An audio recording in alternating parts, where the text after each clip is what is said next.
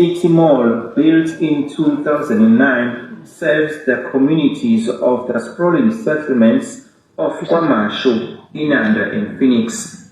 Targeted by looters, damage to the two-level mall was significant, but was confined to the internal structures. There was no structural damage.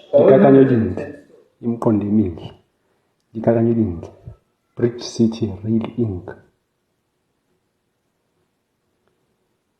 Fanele kuxhumane nje nakamashu mina ngokubuka kwami Bridge City Real Inc. connected to kwaMashulini sonke siyazi Bridge City lapha eThekwini yavulwa nje ngaphesheya kwaMashu yaxhumanisa kwaMashu neNanda neNtuzuma kodwa yona yavulwa ngo-2009 and bekade kungekho isiteshi sakhona sakha ngezansi ngo-2014 between 2013 no-2014 2014 savulwa manje ulayini wakhona khona abantu abahlala kaMashu ukuthi behla khona eBridge City and kwaMashu ulayini inamasteshi amabili Thembezinhle nokwaMashu uBridge City yona wahamba eceleni manje mina ngicabanga ukuthi kungaba icebo elihle ukuthi nje kuxhumane ngoba kuba sengathi uBridge City ihambile eceleni khona yazi khona sekukhulunyiwe ngokuthi ulayini waseBridge City uzohamba uzofika eNanda uzophela ebuhleni kodwa mina ngicabanga ukuthi ngaba icebo elihle ukuthi ingxenye yalo janje inqamule ijikele kaMashu xhumane nalo layini okhona kungabe ngathi sevala nahle kuba ngathi nje sekuyinto esecele kodwa khona nje abantu sibona ngokungafani nasingimana ngisho nje wami umbono ngoba akukhona kodwa ngasePitoli khona indawo enjalo khona indawo esenyakatho yePitoli emuva kwedolobha kuthiwa iMarabastad indawo efana neClearwood mawusuka eHercules ulibhekise ePitoli ufuna ukuya eMarabastad ugibela isitimela siqala ngo-96 esisuke emabopane susa nguve ujantshi khona awuhambi uye edrobheni uphumele eceleni uyebhele ombre so mina ngicabanga ukuthi into enjalo zingalungiswa kodwa nje umuntu ubona ngeso lakhe ngoba le nto zenziwa ngesikhathi samabhunu hlezi bebenza ngoba bezama ukuhlukanisa abantu baphambane manje okusho khona i-apartheid isakhona namanje ngandlela thizeni ayikapheli yonke.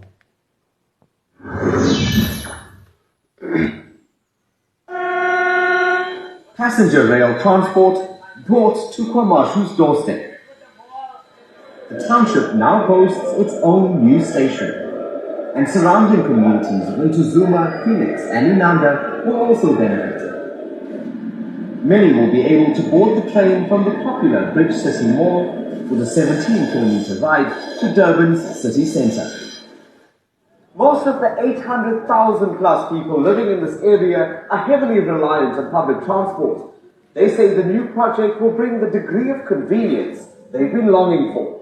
It will help the people for the community. Ngimana ngisho khona abenzanga iphutha kodwa mina ngibona umbono wami ukuthi sayicela elinye icebo ukuze nje kulana khona ukuxhumana kunalokho nje kuhlukene njengoba ugibela isitimela se-South Coast uthola uma uqeda ukudlula eRinyani kuba nesiqonda kuba nesijikele eMlazi ngoba uMlazi yenye indawo kodwa nje umuntu usho indlela yena abona ngayo.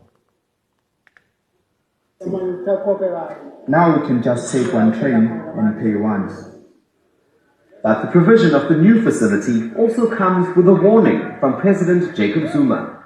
We will continue as government to roll out these infrastructure projects, but we need the support to look after them. They are a national resource. He says government has spent 40 billion rand on passenger rail projects in the past 5 years. Jason Tapia, KwaMashu, Durban.